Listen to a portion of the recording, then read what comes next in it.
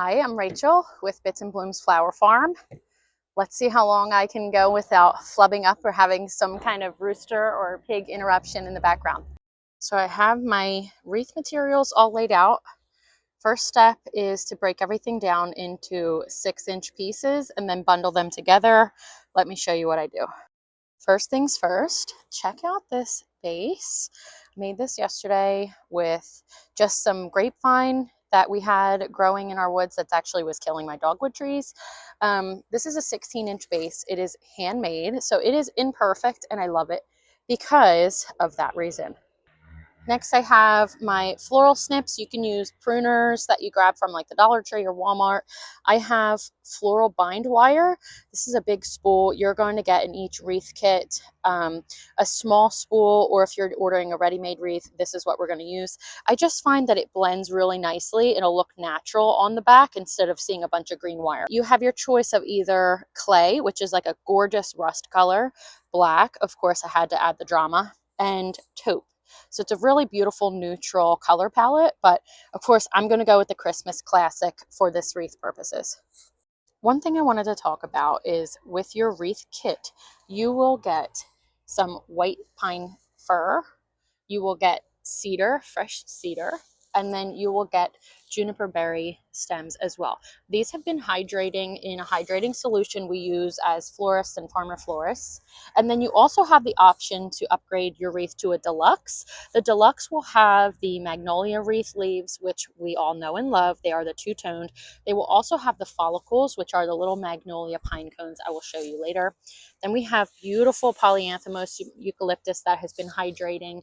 You can add that on to either wreath option, the standard or the deluxe. Let's get into it. All right, first, let's move this out of the way. For now, we're just going to put it on top of our ribbon and lay out all of our 6-inch pieces. What I like to do is take this floral bind wire and wrap the individual sections so that they're kind of already wound together, ready to go. This should take you about anywhere from 30 to 45 minutes to put together, more or less, depending on how much fluffing you're doing. First up, I have this beautiful fir. It adds a lot of like whimsy and texture elements to your wreath. It gives it more of like a luxurious feel. I'm going to make about 12 bundles. We'll see how far that goes on our 16-inch wreath base, but I'm just going to basically cut everything into 6-inch pieces and then pre-bundle everything together, layering as we go. So then when it comes time to put everything on the wreath base, it is more of an assembly line fashion.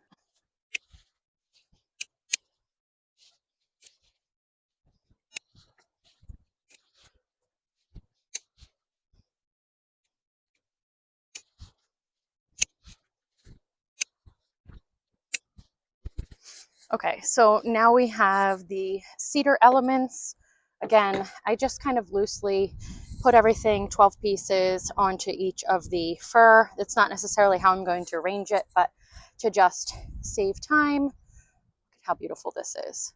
I love these. These are the classic greens, so you will get these in your standard wreath kit, and you will get them in the standard wreath regardless. The deluxe will also have both of these elements, but let's keep going. The standard look. You know what? Actually, no. Let's next go for the magnolia leaves because I think they're going to be beautiful, and the eucalyptus upgrade because this is going to be on my front door, and why not?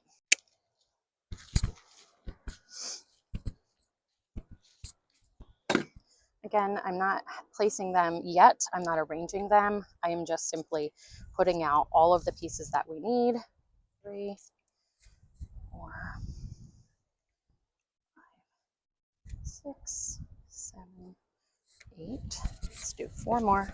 Okay, so that one doesn't have a ton of berries. That one does. You'll see some of them vary. Some of the branches don't have as many berries as the others, and they will naturally drop them. So you're going to want to mist this often. You can also use wilt-proof spray, which kind of prolongs the life of the wreath. I have not done that. These wreaths are not sprayed with anything, neither are the bases. Okay, let's grab those beautiful magnolia leaves.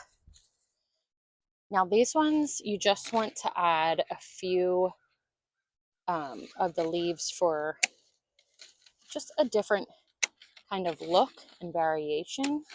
You don't need to do multiple leaves per bundle. In my opinion, you also want to kind of stagger them.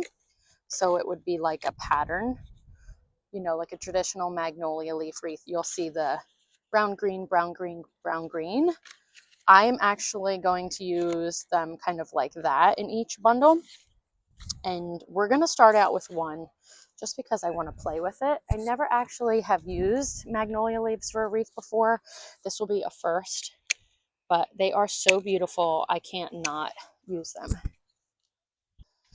Okay, so again, 5, 6, 7, 8, 9.